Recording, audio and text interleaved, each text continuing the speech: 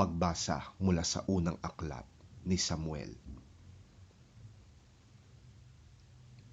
Minsan, matapos silang kumain sa Shilo, malungkot na pumunta si Ana at nanalangin sa bahay ni Yahweh. Nagkataong nakaupo sa may pintuan ng bahay ni Yahweh ang paring si Eli. Buong pait na lumuluha si Ana at taimtim na nananalangin kay Yahweh.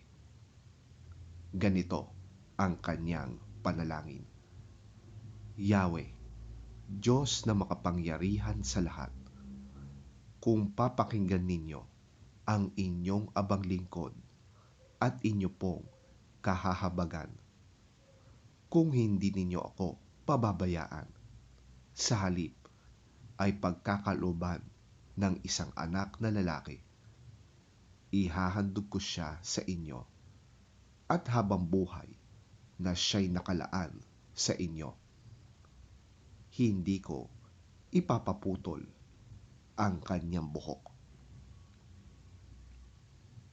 Habang nananalangin si Ana, ang bibig niya'y pinagmamasdan ni Eli. Gumagalaw ang kanyang mga labi, ngunit hindi naririnig ang kanyang tinig, sapagkat siya'y nananalangin lamang sa sarili. Dahil dito, inakala ni Eli na siya'y lasing. Kaya lumapit ito at sinabi sa kanya, "Tama na yang paglalasing mo. Tigilan mo na ang pag-inom ng alak at magpakitino ka na."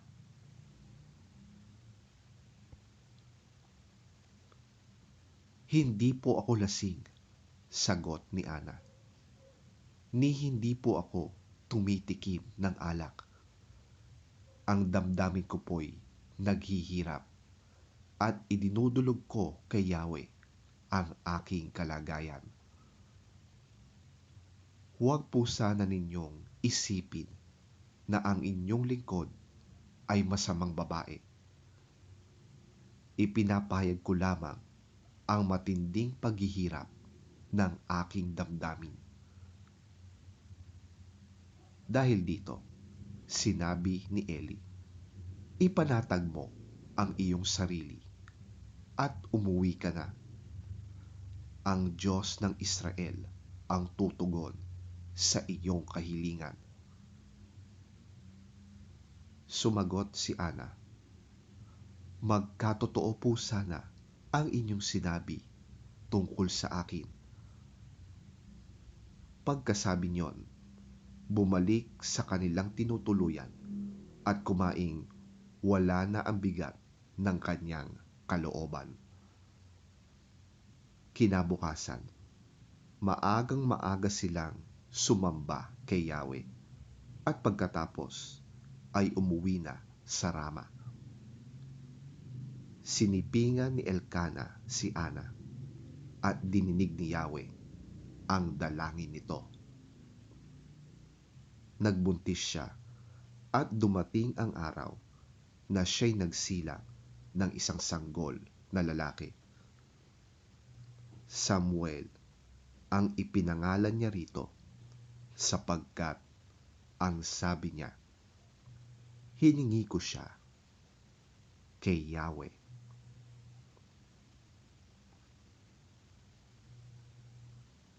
Ang salita ng Diyos. Salamat sa Diyos.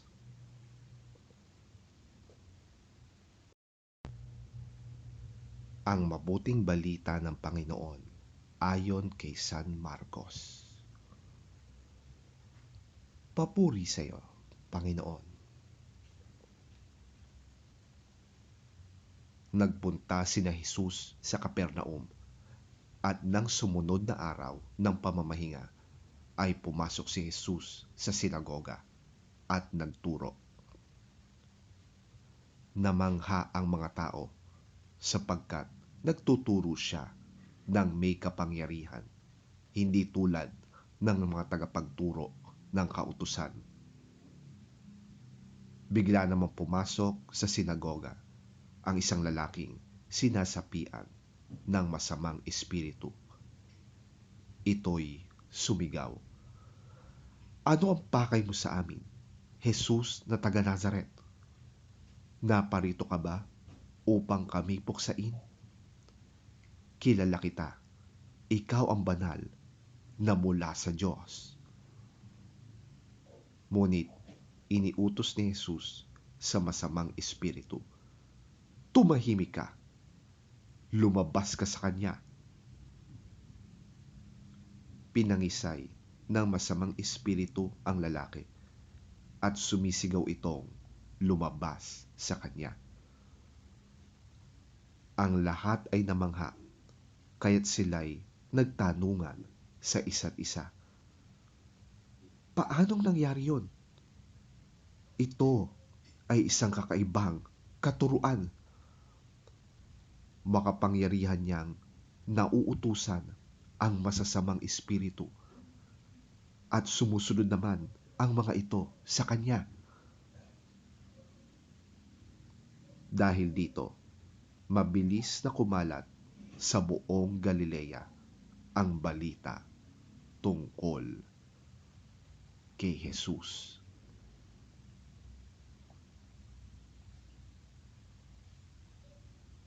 Ang mabuting balita ng ating Panginoon. Pinupuri ka namin, Panginoong Hesukristo.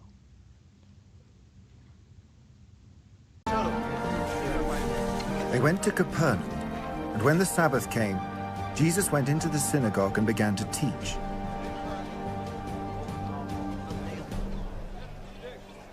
The people were amazed at his teaching, because he taught them as one who had authority, not as the teachers of the law. Just then a man in their synagogue who was possessed by an impure spirit cried out, "What do you want with us, Jesus of Nazareth? Have you come to destroy us? I know who you are, the Holy One of God." "Be quiet," said Jesus sternly. "Come out of him." The impure spirit shook the man violently and came out of him with a shriek. The people were all so amazed that they asked each other, "What is this? A new teaching, and with authority? He even gives orders to impure spirits, and they obey him." News about him spread quickly over the whole region of Galilee.